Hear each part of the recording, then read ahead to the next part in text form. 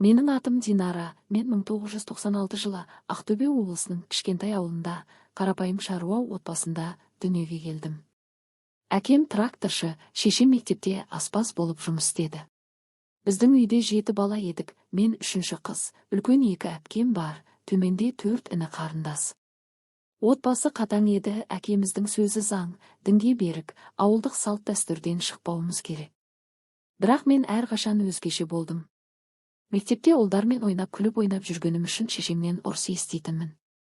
Жеңілтексің, қыз бала тән қылық жасамайсың деп айқайлайтын. Рас, мінезім жеңілтек еді, жігіттердің көңілін аударуды ұнататынмын, 2 есе тар топик киіп тырсиған 2 анарымды көрсету үшін оларды біріктіріп қоятынмын. Олар оны көрген сайын көзімен шешіндіріп ішіп жейтіні. Мектепте 1-2 рет ұлдармен сүйісіп көргенім бар, бірақ ауылда мұндайды жасырын ұстайсың. Университетке түскенде экономика факультеті, Алматыда еркіндік сездім, жігіттермен кездесіп, кештерге бардым, бірақ шектен шықпаймын деп ойлайтынмын.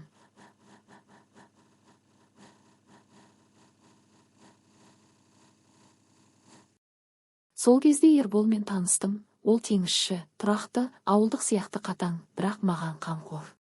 23 жасымда тұрмысқа шықтым. Бірақ ішімде сол жеңілтек мінез қалған еді. Күйеуім бақтаға кеткенде, қиялымда басқа еркектер туралы ойлайтынмын. Баламыз жоқ, өйткені Ерболдың жұмысына байланысты сирек көрісеміз. Ерболдың кіші інісі Арман бізбен бірге тұра бастады. Ол 23-те университетті жақында бітірген, жұмыс іздеп жүр. Бойы 1,88, спорт залдан шыққандай дене, иығы кең, белі тар. Мен оны әрқашан қайным деп қана ойлайтынмын сол түнге дейін. Бір күні кешке, Ербол вақтаға кеткеннен кейін 1 апта өткен. Мен қонақ бөлмеде диванда отырмын, теледидар қарап. Үйде ыстық, кондиционер бұзылған. Мен жеңіл шортпен және топикпен отырмын, астында қара стринг, үстінде бра. Арман қарама қарсы диванда отыр, телефонға қарап жатыр. Мен болсам жастықтың ұшын аяғымның, бұтымның арасына қысып отырғанымды байқады. Іш киімнің сыртынан жеңіл изеңдеп. Білмей қалғамын, бірақ қозғалысым байқалып тұрған шығар. Арманның көзі маған ауып кетті. Ол телефонды қойып 1 минут қарап отырды. Көзі қарайып, дауысы қалыңдап. Жеңге, не істеп отырсыз? Деді. Мен шошып жастықты лақтырып жібердім. Бетім қызарып кетті. Ештеңе, ыстық қой, дедім ұялғанан. Бірақ Арман тұрып маған жақындады. Оның шалбарында дөңес пайда болғанын көрдім. Ол диванға отырып қолын тіземе қойды. Жеңге, ағам жоқта, сіз қиналып жүрсіз бе? Мен көріп тұрмын сіздің қозғалысыңызды. Мен басымды шайқадым. Бірақ тұрмадым. Ішімде драма басталды, кінә сезімі, қорқыныш, бірақ сол жеңілтек мінезім шығып кетті. Ол қолын жоғары көтерді, шортымның астынан. Мен дірілдеп аяғымда аздап ашып жібердім. Шіліңгір шілде. Түнгі 02:17. Мен атласты түнгі көйлекпен, астында ештеңе жоқ жатқамын. Ұйқым бұзылып, су ішкім келіп тұрдым.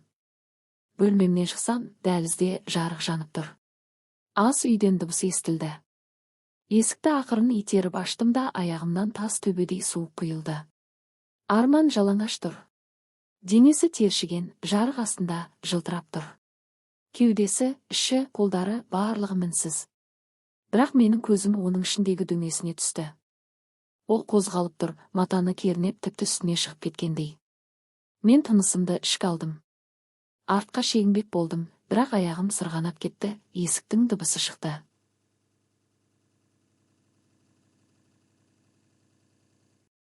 Арман бұрылды. Көзіміз түйісті. Ол ұялмады. Керісінше, баяу күлді. Жеңге, кімді күтіп жүрсіз, ұйықтамайсыз ба?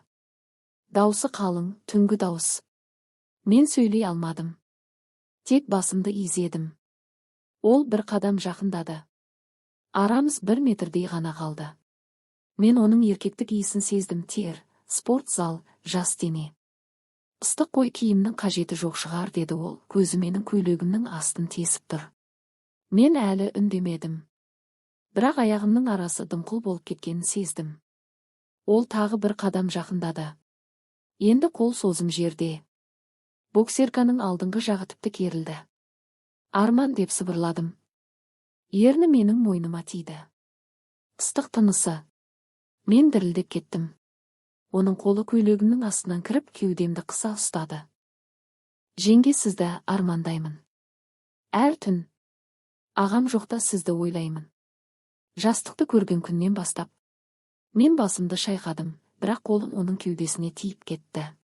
Саусақтарым өздері төмен сырғи жөнелді. Сол сәтте біз екеуміз де тоқтай алмадық. Ол менің көйлегімді иығымнан түсіріп жіберді. Сол түн біз үшін айтулы түн болды. Бірақ сол сәтте есік ашылды. Ербол тұр. Вахтадан ерте қайтқан. Қолында чемодан. Бет аузынан ісіп кеткен. Бір секунд үнсіздік. Содан кейін.